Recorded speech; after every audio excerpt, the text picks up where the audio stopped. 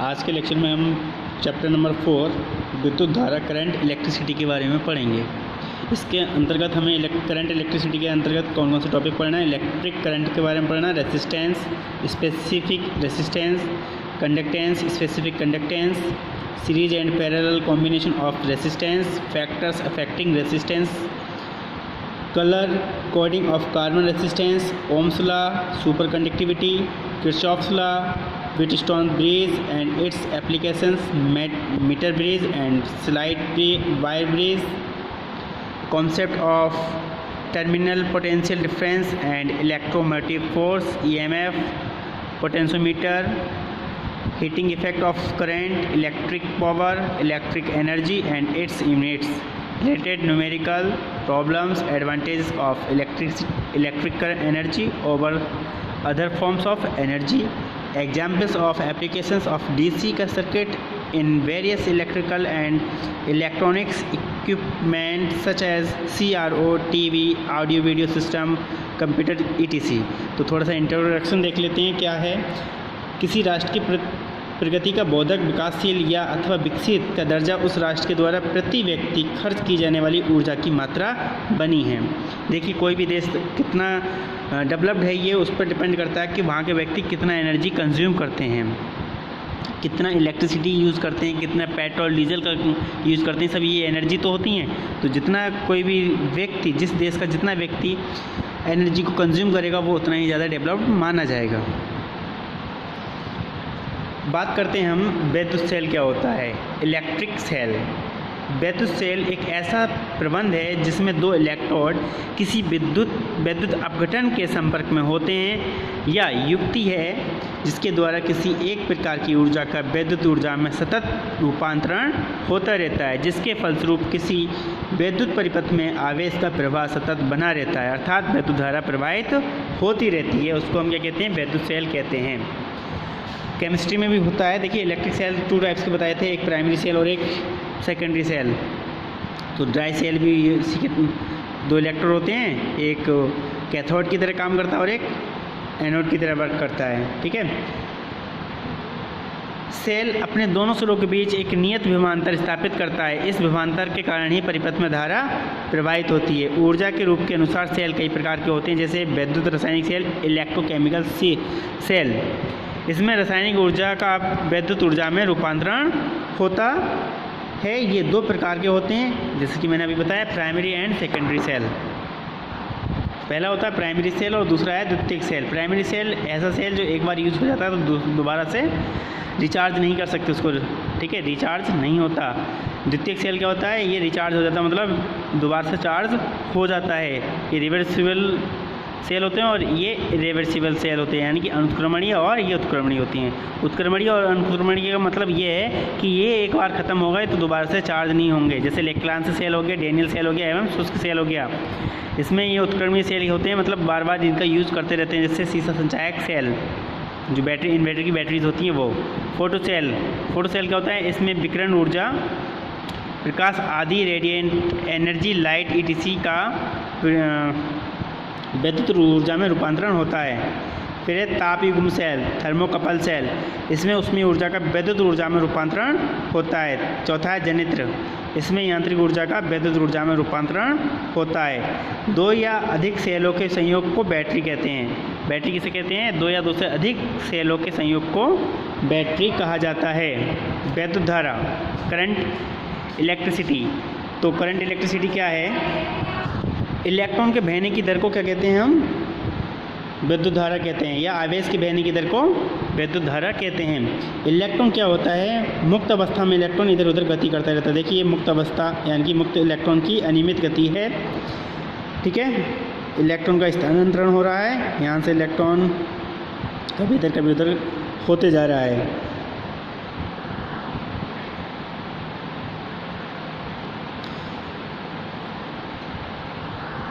देखिए क्या है परिभाषा, विद्युत आवेश के प्रवाह को विद्युत धारा कहते हैं।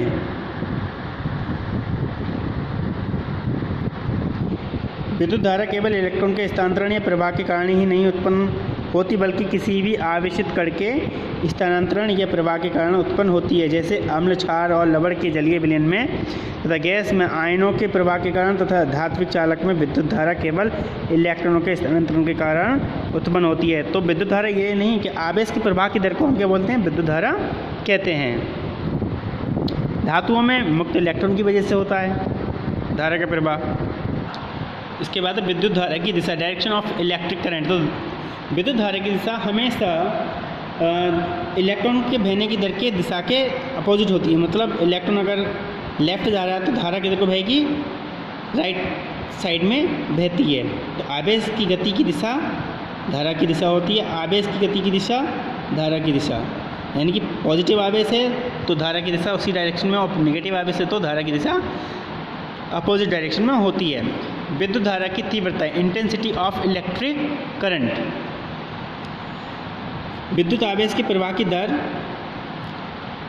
समय दर को विद्युत धारा की तीव्रता कहते हैं। सामान्यतः इसे केवल विद्युत धारा भी कहा जाता है। दूसरे शब्दों में, किसी चालक में विद्युत धारा की माप उस चालक की किसी अनुप्रस्थ काट से होकर प्रति सेकंड प्रवाहित विद्युत आवेश से की जाती है। अतः यदि किसी चालक के अनुप्रस्थ काट ए से होकर समय t में आवेश की मात्रा q प्रवाहित हो तो विद्युत धारा I = Q/T। ये क्या हो जाएगी, आवेश ये अनुप्रस्थ काट का क्षेत्रफल हो जाएगा। तो क्या हो जाएगा, Q = IT, ये आवेश बराबर धारा गुणा समय। विद्युत धारा का मात्रक क्या होता है, एम्पियर होता है। ठीक है, 1 एम्पियर की परिभाषा पूछ ली जाती है। यदि निर्वात में स्थित अनंत लंबाई के दो समांतर चालकों के बीच की दूरी 1 मीटर तथा उनमें समान तीव्रता की विद्युत धाराएं प्रवाहित करने पर चालकों की प्रति मीटर लंबाई 2 × 10⁻⁷ न्यूटन का पारस्परिक बल, आकर्षण या प्रतिकर्षण उत्पन्न हो तो चालकों में प्रवाहित धारा का मान 1 एम्पियर होता है। 1 एम्पियर बराबर क्या हो जाएगा, 1 कूलाम, 1 एम्पियर गुणा 1 सेकेंड। 1 एम्पियर बराबर 1 कूलाम बटे 1 सेकेंड, तो 1 कूलाम पर सेकेंड होता है। ठीक है, ये उदाहरण है। फिर बात करते हैं सेल का वैद्युत वाहक बल, electromotive force of a cell. Cell एक ऊर्जा स्रोत है जो किसी वैद्युत परिपथ में आवेश के सतत प्रवाह के लिए आवेश को ऊर्जा प्रदान करता रहता है। किसी वैद्युत परिपथ में एकांक आवेश को प्रवाहित करने में सेल द्वारा आवेश पर किए गए कार्य अर्थात आवेश को दी गई ऊर्जा को सेल का वैद्युत वाहक बल कहते हैं और इसे ई से प्रदर्शित करते हैं। इसका मात्रक भी क्या होता है, वोल्ट होता है। वैद्युत वाहक बल एक भ्रांति उत्पन्न करता है क्योंकि सेल का वैद्युत वाहक बल कोई बल नहीं है, बल्कि यह परिपथ में आवेश के लिए सेल द्वारा प्रति एकांक आवेश को दी जाने वाली ऊर्जा है। इसे वैद्युत वाहक बल या विभा बल या EMF भी कहते हैं। शॉर्ट में इसको क्या बोलते हैं, EMF बोलते हैं, इलेक्ट्रोमोटिव फोर्स ऑफ सेल। इसका ऐसा ही मात्रक वोल्ट होता है। विमीय सूत्र mL2T-3A-1 होता है। ये इसका फार्मूला था, E = W/Q जूल पर कूलम या E = W/Q वोल्ट। यदि सेल सहित संपूर्ण वैद्युत परिपथ में 1 कूलाम आवेश को प्रवाहित करने पर सेल द्वारा आवेश को दी गई ऊर्जा 1 जूल हो तो सेल का EMF 1 वोल्ट होता है। सेल का आंतरिक प्रतिरोध,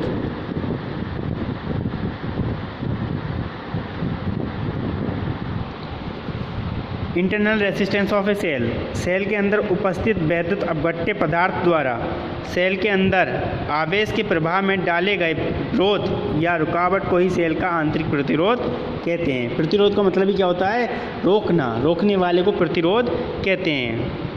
ठीक है, तो क्या करते हैं, धारा को रोकने वाले को रेसिस्टेंस कहा जाता है, यानी कि प्रतिरोध कहा जाता है। इसे सामान्यतः प्रतीक R द्वारा प्रदर्शित किया जाता है। इसका मात्रक ओम होता है। सेल द्वारा आवेश को दी जाने वाली ऊर्जा का कुछ भाग इस आंतरिक प्रतिरोध के कारण स्वयं सेल के अंदर व्यय हो जाता है, जिससे आवेश या धारा के बहने पर सेल में उपस्थित अपघट्य पदार्थ का ताप बढ़ जाता है। इस प्रतिरोध का विभव का पतन भी होता है। आदर्श बैटरी का आंतरिक प्रतिरोध 0 होता है, लेकिन आदर्श कोई चीज़ नहीं होती। सेल का टर्मिनल विभवांतर, terminal potential difference of a cell. किसी सेल की प्लेटों के बीच प्रचालन विभवांतर, ऑपरेटिंग पोटेंशियल डिफरेंस को ही सेल का टर्मिनल विभवांतर कहते हैं। देखिए चित्र है, तो इसके मध्य, इनके टर्मिनलों के मध्य लगा भी या इलेक्ट्रोमोटिव फोर्स क्या कहलाएगा, सेल का टर्मिनल विभवांतर कहलाएगा। टर्मिनल विभवांतर का मान सामान्यतः बैटरी के ईएमएफ से कम होता है, बस इतना याद रखना है, ठीक है। क्या होता है, ईएमएफ से कम होता है। देखिए प्रदर्शित ये क्या है, एक चित्र है जिसमें प्रतिरोध R लगा है और एक इंटरनल प्रतिरोध होता है, ठीक है। ABCD इसमें धारा प्रवाहित हो रही है। एक बैटरी,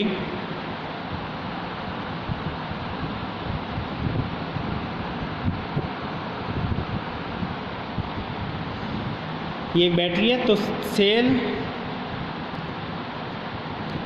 सेल के ईएमएफ टर्मिनल विभवांतर V तथा आंतरिक प्रतिरोध R में संबंध। तो R में संबंध क्या होता है, V equal to E minus R, इसमें ये संबंध होता है। बैटरी के खुले पथ पर होने पर अर्थात I इक्वल टू 0 होने पर इसके टर्मिनल विभवांतर V का मान इसके ईएमएफ के बराबर होता है, यानी कि V equal to E minus IR। I क्या है, वैद्युत धारा, R क्या है, इंटरनल रेसिस्टेंस है, मतलब आंतरिक प्रतिरोध है बैटरी का। ओम का नियम, ठीक है, इम्पोर्टेंट है। तो ओम का नियम क्या कहता है, अगर मान लीजिए ये कोई चालक है और इसकी चालक की लंबाई यानी कि भौतिक अवस्था में कोई परिवर्तन ना किया जाए तो इसके टर्मिनल यानी कि विभवांतर, इसके टर्मिनलों पर लगा विभवांतर क्या होता है, धारा के डायरेक्टली प्रोपोर्शनल होता है। तो V इक्वल टू क्या हो जाएगा, RI। यदि किसी चालक की भौतिक अवस्था, ताप, यांत्रिक विकृति आदि में कोई परिवर्तन ना हो तो चालक के सिरों पर लगाया गया विभवांतर उसमें बहने वाली धारा के समानुपाती होता है। तो V इज प्रोपोर्शनल क्या हो जाएगा, I। V equal to RI या R इक्वल टू क्या हो जाएगा, B अपॉन I। और वोल्ट पर एम्पेयर को क्या कहते हैं हम, धारा।